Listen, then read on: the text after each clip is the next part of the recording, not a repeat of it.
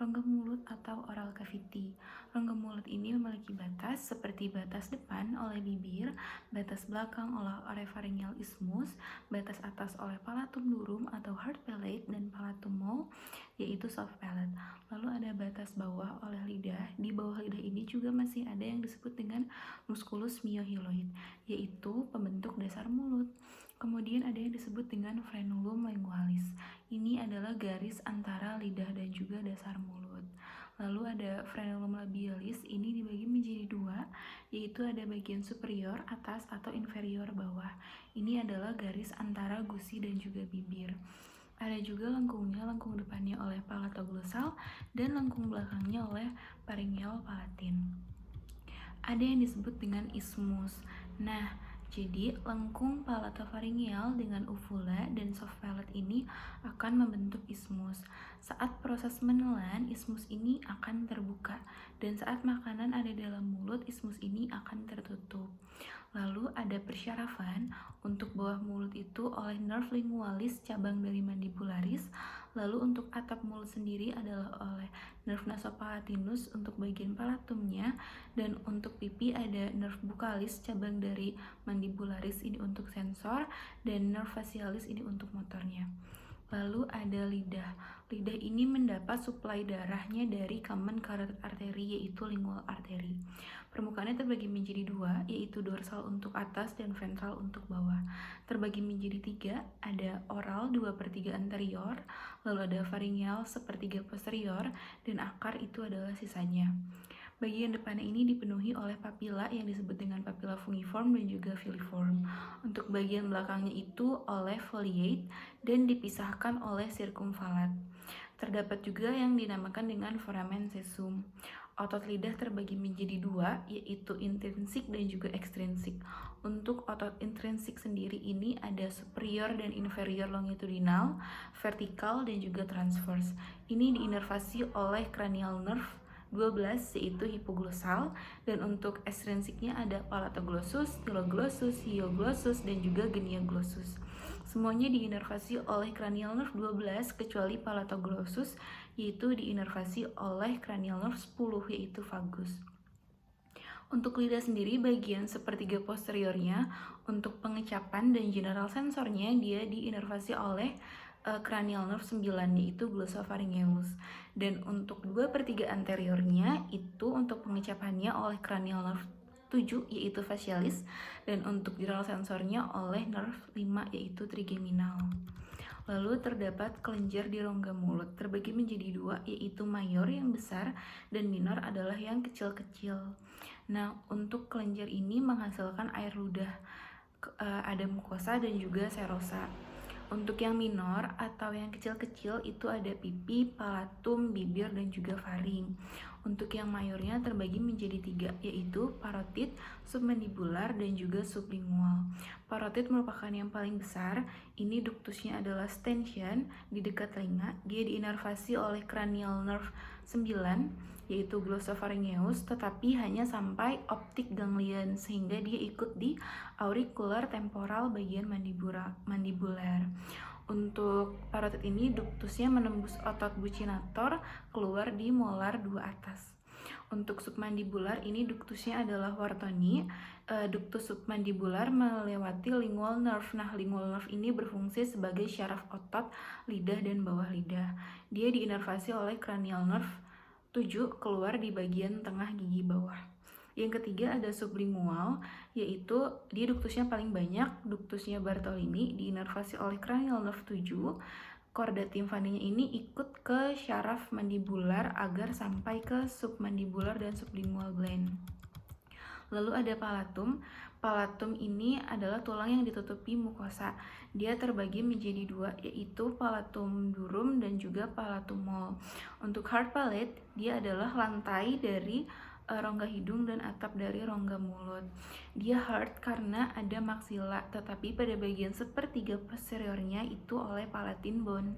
Terdapat insisi fossa keluar dari nasopalatin, ini akan menginervasi mukosa bagian anterior. Dan terdapat juga greater palatine foramen, ini akan keluar syaraf greater palatin, dia akan menginervasi mukosa bagian posterior.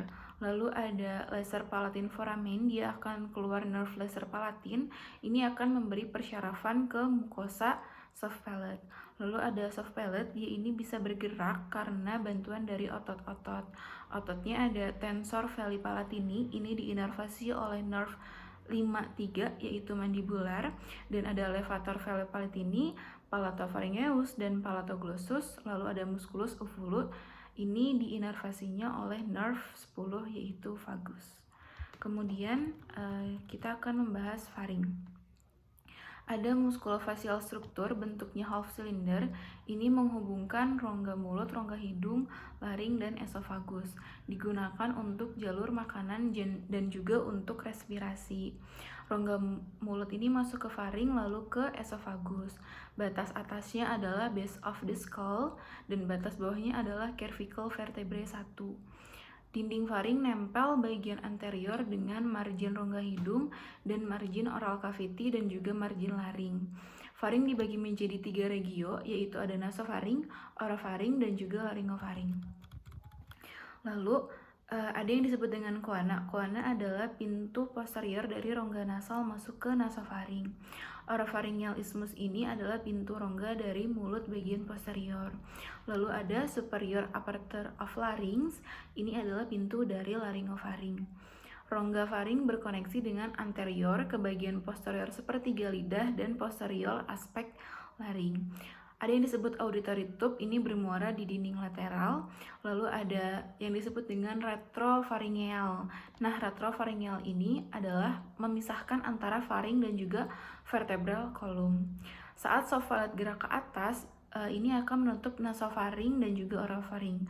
Dan saat soft palate ini geraknya ke bawah, ini akan menutup oropharyngeal isthmus. Nah, bagian atas dari faring ini menempel pada medial plate of pterygoid process, kemudian ke pretimandibular.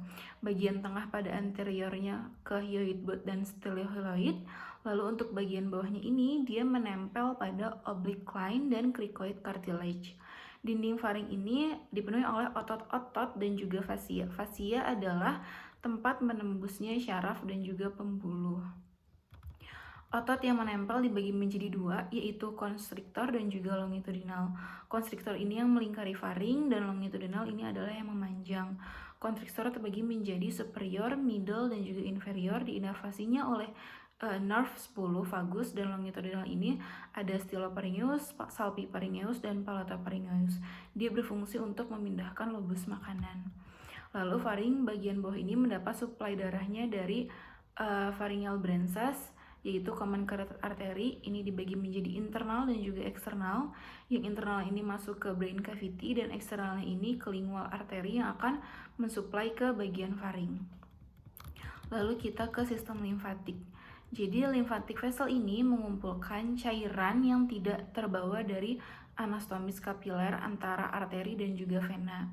Kemudian dibawa oleh lymphatic capillaries ini ke lymph nodes. Jadi lymphatic vessel masuk ke lymph nodes, di lymph nodes disaring karena mengandung limfosit dan juga makrofag.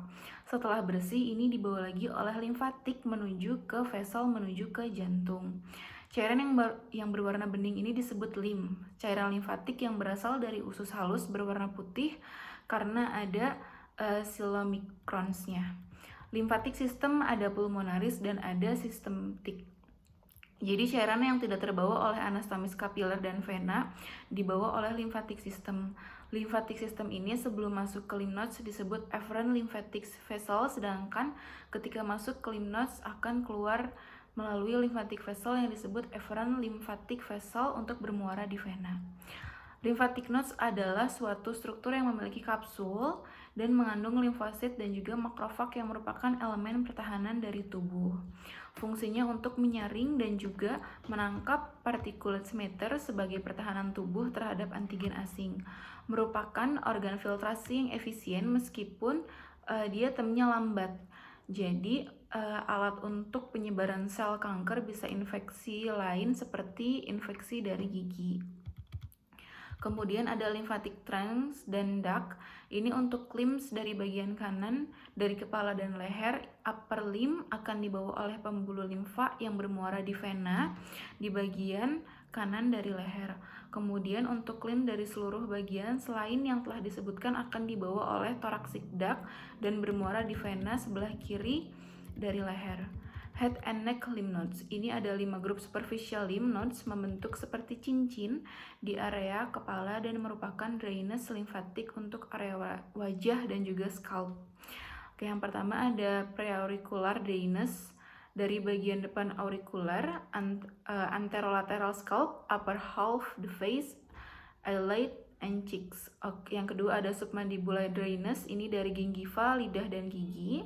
Yang ketiga ada submental drainase-nya dari bagian bawah wajah, dagu, dasar mulut, ujung lidah, gigi bagian bawah.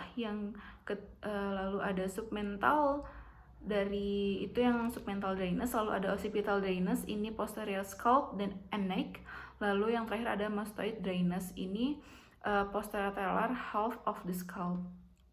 Dari 5 di atas ada yang bermuara ke superficial cervical nodes karena melewati external jugular veins, yaitu occipital dan mastoid. Ada juga yang ke deep cervical nodes, yaitu preauricular, submandibular, dan submental nodes.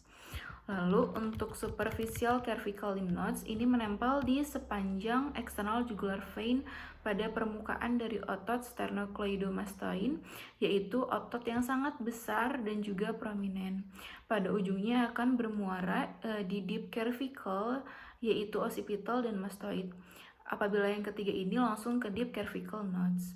Untuk yang deep cervical lymph nodes ini menempel pada internal jugular vein, memiliki 2 kelompok, yaitu jugul district dan nodes yang menerima limfatik dari tonsil dan tonsillar region, yaitu jugula amyloid, node limfatik drainase-nya dari lidah. Sekian dari saya, terima kasih.